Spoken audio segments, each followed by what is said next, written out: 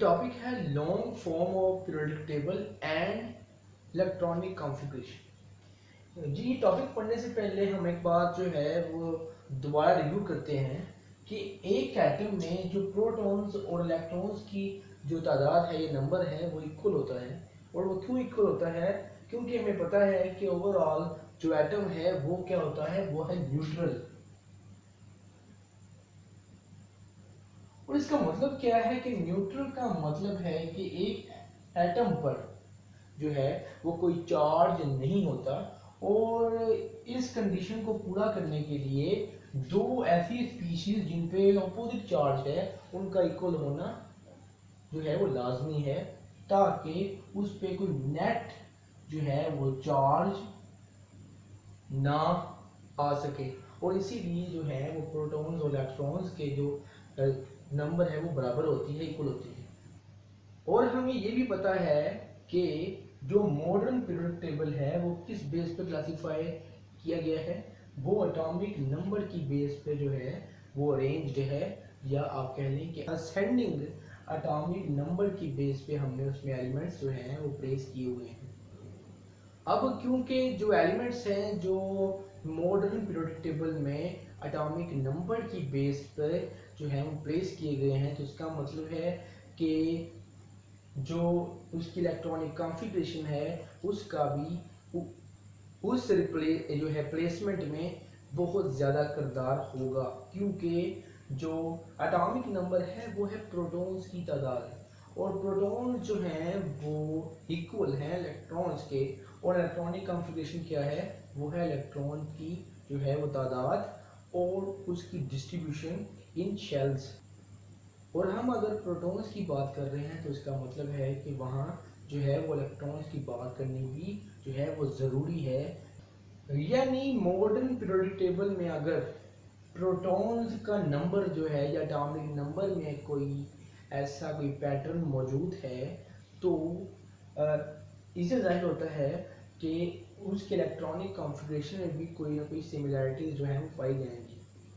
और अगर हम देखें फर्स्ट ग्रुप का जो है वो एलिमेंट्स कौन कौन से हैं, हमने पहले 4 एलिमेंट जो हैं वो लिए हैं फर्स्ट ग्रुप के: hydrogen, lithium, sodium and potassium. जो हाइड्रोजन है उसकी इलेक्ट्रॉनिक कॉन्फ़िगरेशन है 1, यानी कि उसके एक शेल में एक ही इलेक्ट्रॉन है। जो लिथियम है उसके 2 शेल्स हैं और उसकी जो इलेक्ट्रॉनिक कॉन्फ़िगरेशन है वो है 2 1। पहले शेल में 2 इलेक्ट्रॉन और दूसरे शेल में 1 इलेक्ट्रॉन। और इस तरह जो सोडियम है उसके 3 शेल हैं और उनमें जो डिस्ट्रीब्यूशन है वो है 2 8 1। 2 सबसे अंदर वाले शेल, या आप ये कह लें कि जो न्यूक्लियस के सबसे पास है उसका 2 जो है वो इलेक्ट्रॉन है, और जो उससे हल्का सा बाहर है या उससे ज़्यादा बाहर है वो उसमें 8 इलेक्ट्रॉन्स हैं, और सबसे जो आउटर मोस्ट शेल है उसमें 1 इलेक्ट्रॉन है। और इस तरह के जो है वो 4 शेल्स हैं, और 4 शेल में जो डिस्ट्रीब्यूशन इलेक्ट्रॉन्स की वो कैसी है, 2 8 8 1। और अगर हम एक बात जो है वो नोटिस करें तो क्या है कि जो हम पीरियड 1 से पीरियड 4 तक जो है वो शिफ्ट होते हैं, तो नंबर ऑफ शेल्स भी वैसे ही बढ़ते हैं। यानी पीरियड फर्स्ट में 1 शेल, पीरियड सेकंड में 2 शेल, थर्ड में 3 और फोर्थ में 4। और अगर हम एक और बात जो है वो नोटिस करें तो हर एलिमेंट की इलेक्ट्रॉनिक कॉन्फ़िगरेशन जो है वो सिमिलर है। वो कैसे कि सब के आउटर मोस्ट जो शेल है उसमें 1 इलेक्ट्रॉन पाया जा रहा है। तो इसका मतलब है कि इन तमाम एलिमेंट्स हैं उनकी केमिकल रिएक्टिविटी जो है वो सिमिलर होगी, क्योंकि केमिकल रिएक्टिविटी जो है वो किसी एलिमेंट या एटम में मौजूद इलेक्ट्रॉन से आती है। तो इसी तरह जो है वो 18 ग्रुप भी है, और हमने 18 ग्रुप के भी पहले 4 एलिमेंट लिए हैं: हीलियम, नियॉन, आर्गॉन और क्रिप्टॉन। और अगर हम देखें तो इनके भी जो आउटर मोस्ट जो है वो शेल में 8 इलेक्ट्रॉन्स आ रहे हैं। लेकिन आप देखेंगे कि जो हीलियम है उसके आउटर मोस्ट शेल में 2 इलेक्ट्रॉन है, ये चूंकि एक डिफेक्ट है मॉडर्न पीरियोडिक टेबल का कि जो हीलियम की प्लेसमेंट है वो सही नहीं है।